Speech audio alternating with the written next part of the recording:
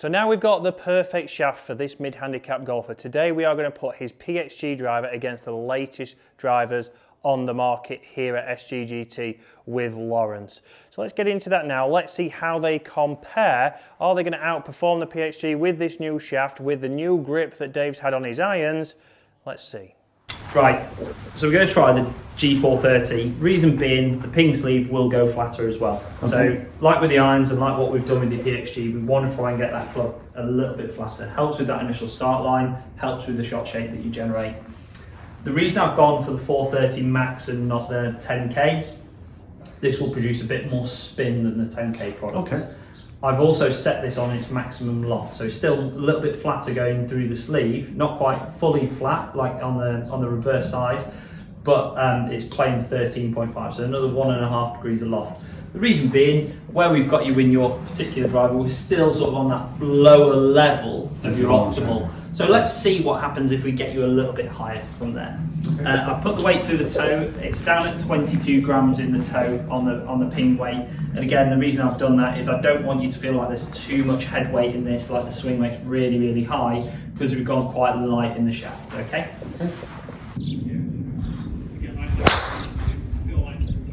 High. A little high on the face. Yeah, ball speed's dropped down, so 121 ball. So just launch that a little. Not terrible. No, Bit left. Again, it's showing that this shaft's doing a lot of good for you because we're still maintaining not a huge drop off from where you were with like the really good strikes, and at least that flight's getting you decent carry distance.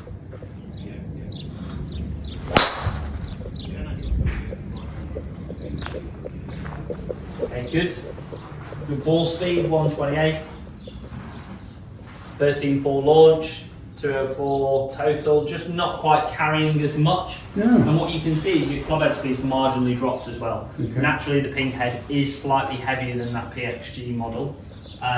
What we are seeing though is that slightly higher initial launch, but it's just falling out the sky a fraction. Okay, so with that, it's just the fact that the head weight's probably a little bit too much. So we're losing some club head speed, so we lose ball speed. So when we start to do that, we do require a bit more spin. But also, when you look at where we've got that toe weight in, the PXG has that weight right in the toe there, so it's a bit more beneficial for you in terms of controlling the shape. All right, but not bad. Okay. Bad effort. Okay, so I'm just going to take some head weight out. Okay. So in the TSR1, just 12 degree, I've set you up at C4. So that's a little bit more loft, so 0.75 loft and a little bit flatter. So I'm taking the standard weight out of there. I'm going to replace it with one that's 6 grams lighter. Okay. So again, just trying not to put too much head weight in. Normally, you'd expect if you put more weight at the back, that it'd go higher. Is that not correct? Yeah, but we don't want that head to be too heavy. We don't want you to start losing speed like we just did. Okay. Like we want to maintain club head speed. The last thing we want you to do is start moving slower.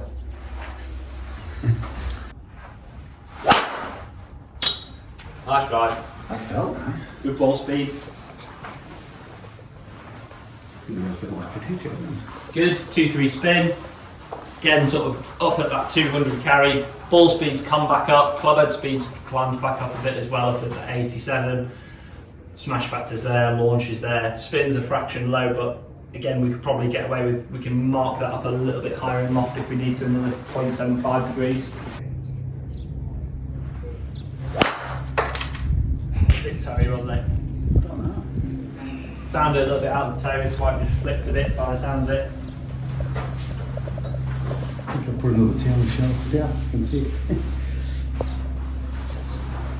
Wife will be happy, tidying up after yourself. That one, Toby. Leather, that.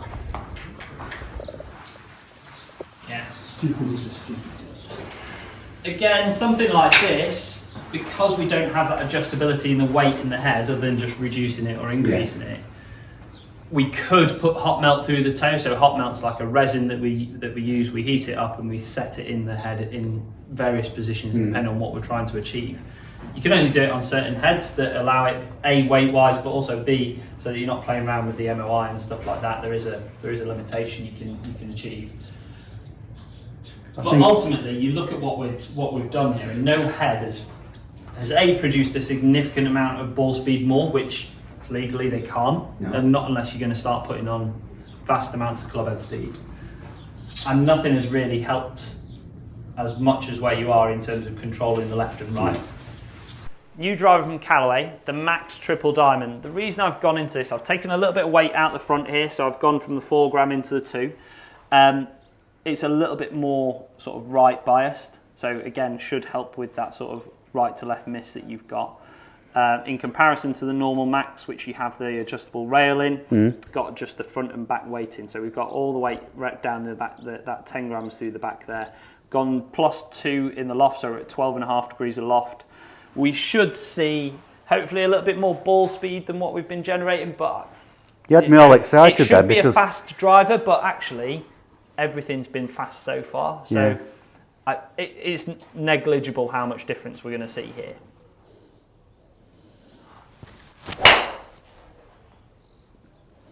felt nice. Nice. Yeah, felt a bit low, but yeah, a little low in strike, a little low in launch. Good spin. tell you what, that's decent for me. Worked out well, hasn't it? Yeah.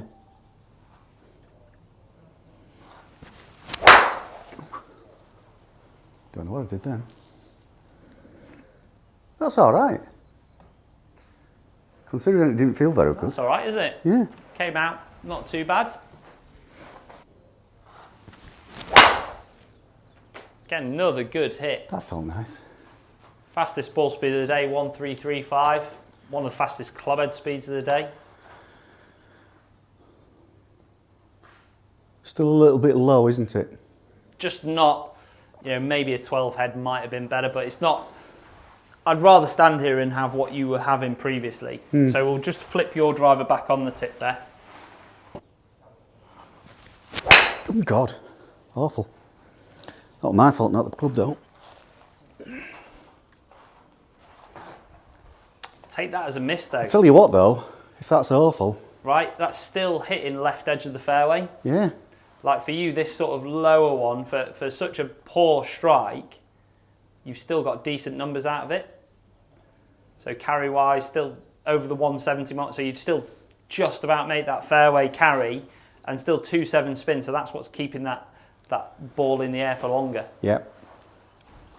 That's the main difference for me, is the amount of spin that it's getting. Yeah, and as a comparison compared to that Callaway, it's spinning sort of over 100, 200 revolutions more. That felt Great high. hit. Really? Yeah, I like that. I know you've not caught it clean, but at least that for a good miss, that's the one that comes a little bit out your toe. Yeah, it did. You've just launched it a little bit high. That toe strike's taken the spin off. And like I said, that's why we want the ball to start marginally right. That's why that flatness helps. That ball starting a little bit right, it's worked its way back to its target. Still 193 through the air, 221 total. That's incredible considering that it just felt as though it was so far off the toe, it was nearly missed. Yeah.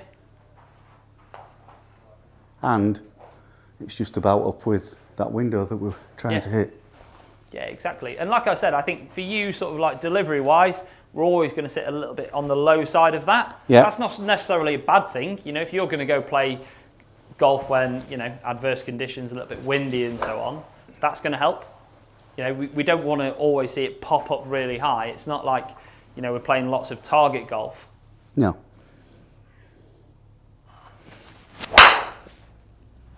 No, So again, a little bit higher on the head, but you're not going to sacrifice a lot there.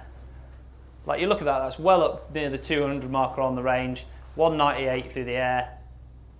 Yeah, I think we're done there. Yep, so do I. Thank you. No. So 1.5 plus loft. Your 2 7.5 grams have gone from one in the heel, one in the back, to one in the back, one in the toe. TPT 21 high with a multi-compound plus 4 grip. Sweet. There we go. 45 inches. A little bit shorter. Is it? Okay. So very interesting there again from Lawrence. We've not ended up with a new club because performance-wise they weren't performing as well as PXG, as well as the settings that we did have in the head and also with the TPT Nitro shaft. So Lawrence has done it again. We're not having to buy a new driver. Dave's going to have to buy a new shaft. It's a cheaper option to get. Mrs. Harrison might buy it. Mrs. Harrison might be happy. She might buy it like she bought Dave the driver. But again, massive thanks to Lawrence down here at SGGT. A fantastic fitting as always. And if you are in the area, or if you're not in the area, come down here and get fitted. All the shafts are pure. You're going to try all the same shafts in different heads. And here's a map of where people have travelled from to come for a fitting at SGGT. So countrywide, and certainly well worth the visit.